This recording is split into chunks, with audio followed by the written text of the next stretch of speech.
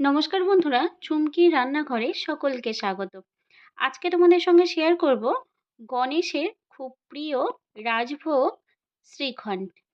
খুবই সহজ পদ্ধতিতে বানানো হয় আর এটা খেতেও কিন্তু দুর্দান্ত হয়। তাহলে চলো এবার চটপট ভিডিওটা দেখতে থাকো।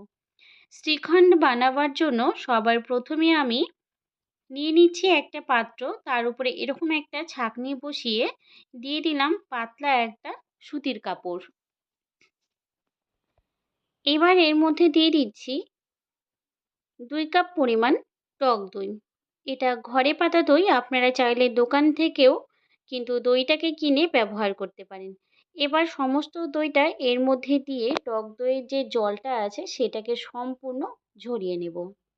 দইয়ের জলটা ঝরতে ঝরতে একটা ছোট বাটির মধ্যে নিয়েছি 1 টেবিল চামচ পরিমাণ লিকুইড দুধ। এবার এর মধ্যে দিয়ে দিচ্ছি কিছুটা পরিমাণ কেশর বা জাফরান। দুধের সঙ্গে এটাকে ভালো করে মিশিয়ে নিয়ে এটাকে ভিজতে দেব। দুধের সঙ্গে জাফরান বা কেশরটাকে ভালো করে মিশিয়ে দেব, যাতে করে কেশরের রঙটা ভালো মতো ছেড়ে যায়। 10 থেকে 15 মিনিট পর টক দইয়ের জলটাকে ভালো মতো ঝরিয়ে নেওয়ার পর এবার এই দইটাকে একটা বড় বাটির মধ্যে নিয়ে নিচ্ছি। দেখুন সমস্ত জলটা কিন্তু আমি ঝরিয়ে নিয়েছি, আর এই শ্রীখণ্ড বানাতে এইভাবে জল ঝরিয়েই কিন্তু দইটা ব্যবহার করতে হবে। সমস্ত দইটাকে বাটির মধ্যে নেওয়ার পর এবার এই দইটাকে কিছুক্ষণ ফেটিয়ে নেব, যাতে করে দইয়ের কোনো রকম গোটা না থেকে থাকে। এইরকমভাবে খুব সহজেই কিন্তু গণেশ ঠাকুরকে ভোগ বানিয়ে দেওয়া যেতে পারে। দেখুন কতটা সহজ। এবার এর মধ্যে দিয়ে দিচ্ছি 2 চামচ পরিমাণ চিনির গুঁড়ো। এখানে অবশ্যই চিনির গুঁড়ো ব্যবহার করবেন। যদি গোটা চিনি ব্যবহার করা হয় তাহলে খুব সহজেই কিন্তু জল ছেড়ে আসবে। কিছুটা ড্রাই ফ্রুটস ব্যবহার করছি।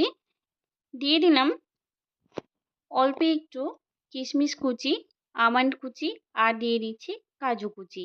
আপনারা চাইলে এখানে সামান্য পেস্তারও ব্যবহার করতে পারেন। সব কিছুকে আবারও ভালো করে মিশিয়ে নেব।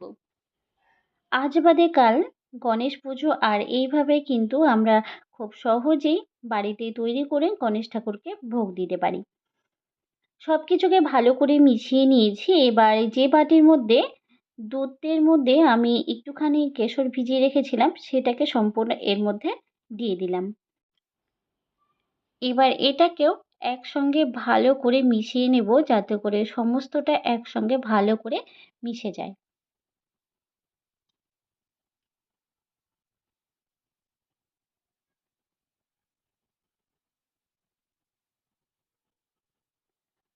সমস্ত কিছুকে একসঙ্গে ভালো করে মিশিয়ে নিচ্ছি। আপনারা চাইলে এখানে সামান্য পরিমাণ এলাচ গুঁড়োও ব্যবহার করতে পারেন, ছোট এলাচ গুঁড়ো অবশ্যই। আমি এখানে কোনো রকম এলাচ গুঁড়ো ব্যবহার করছি না, আপনারা চাইলে অবশ্যই এখানে ব্যবহার করতে পারেন। সব কিছু ভালো করে মিশিয়ে নেওয়া হয়ে গেছে। এবার এটাকে পরিবেশন করে নেব। দেখুন কত সহজে তৈরি হয়ে গেল গণেশের প্রিয় রাজভোগ শ্রীখণ্ড।